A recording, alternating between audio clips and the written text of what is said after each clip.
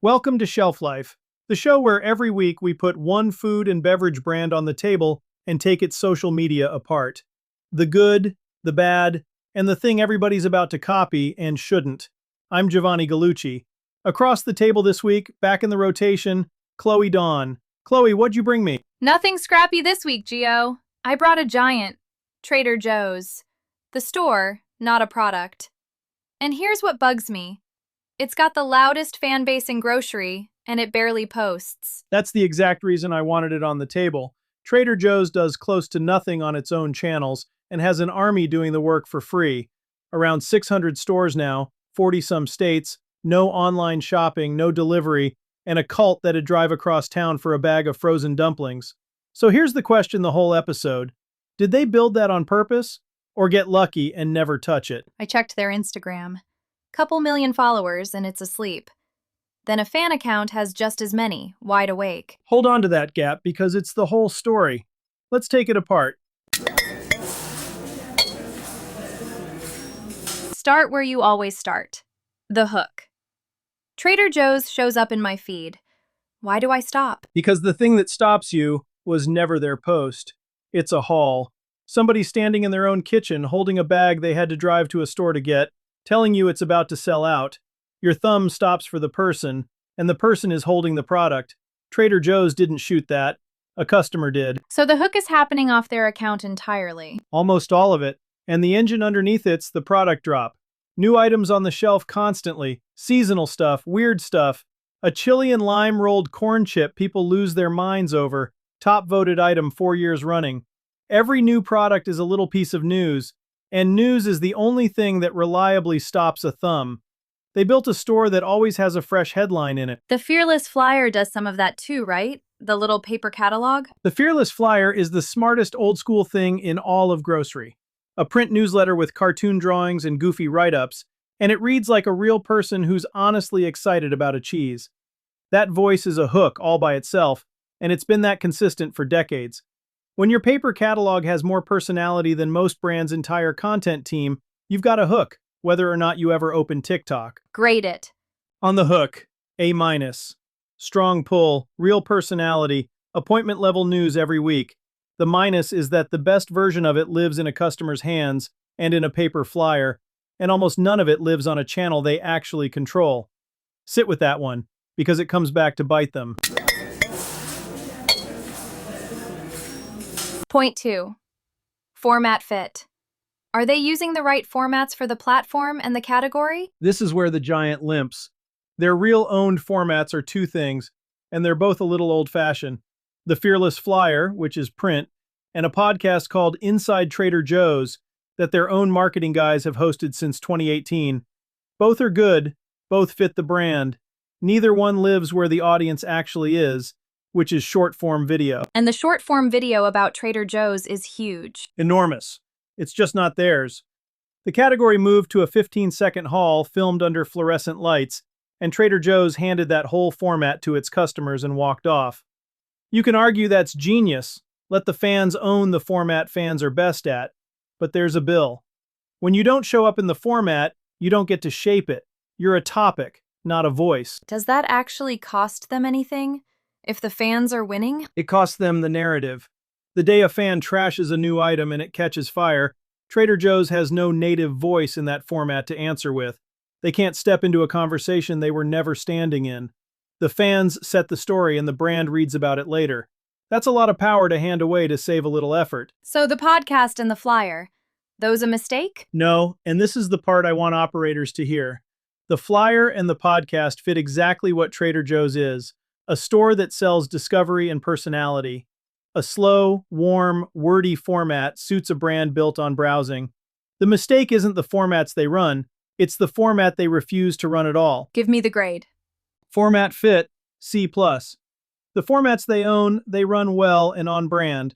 But I'm grading a modern food brand that's seeded short-form video completely, and I can't go higher. They're winning a game they're barely showing up to play. Point 3. Posting cadence. Volume, consistency, rhythm. Split screen here, and you've got to hold both halves at once. On their own channels, the cadence is sleepy. They post when they post. No drumbeat, no daily rhythm you could set a clock by. If that were the whole picture, I'd fail them flat. But that's not the whole picture. It isn't, because the cadence that matters for Trader Joe's was never a posting schedule. It's the product schedule. New items hit those shelves at a relentless clip all year, and everyone is a reason for some customer to make a video. So the brand runs a furious content cadence. They're just not the ones typing. The shelf sets the tempo, and the fans keep the beat. That feels fragile. They don't control it. That's the sharp read, and you're dead right. It works beautifully until the day it doesn't. Any brand whose whole posting rhythm rides on other people staying excited is one boring quarter away from silence. Trader Joe's has never hit that quarter because the product team keeps feeding the machine new toys. But it's a rhythm they rent. They don't own it. So what's the grade? On owned cadence alone, a C. On the product-driven cadence that fuels the feed, an A. I'll land it at a B. And that whole grade is propped up by a product team that never gets tired. Point 4. Community mechanic. How do they turn an audience into a fan base? This is where Trader Joe's is the best in the whole category, and it isn't close. Start with the Customer Choice Awards. 17 years running, they announced this year's back in January. Customers vote on their favorite products. Frozen soup dumplings took the top spot this time. And then they publish the winners like it's an election night. So the customers aren't reviewing, they're voting. They're voting, and that's the entire move. A review is a customer talking about you. A vote is a customer with a stake in it. The second you hand somebody a ballot, they stop being an audience and become a constituency. They campaign for their pick, they come back to check the results. That's about the deepest engagement there is, and it costs almost nothing to run. Does the voting actually bring people back? Or is it one and done? It brings them back 3 ways. They come to cast the vote, they come to see whether their pick won, then they come to the store to buy the winners everybody's arguing about. One little annual ritual, 3 reasons to re-engage. Most brands can't manufacture one honest reason a year. And the fan accounts. There are people running full-time Trader Joe's coverage who don't even work there. Millions of followers between them, and Trader Joe's doesn't pay them a dime. No influencer deals, no gifting program anybody's bragging about. These people review every new item because the brand made discovery fun enough that covering the store turned into a hobby. That's the dream state. Your customers stood up a whole media operation about your shelves and hand you the reach for free. Grade? Straight A. The Customer Choice Awards alone is the single best community mechanic in grocery, and the unpaid fan press is the receipt proving it worked. This is the part every operator listening should be taking notes on. Last one. The retail to social loop. How does the social drive the shelf and back again? Tightest loop in the business, and the secret ingredient is the thing everybody assumes is a weakness. Trader Joe's won't sell you a single thing online. No delivery, no shipping, no app cart.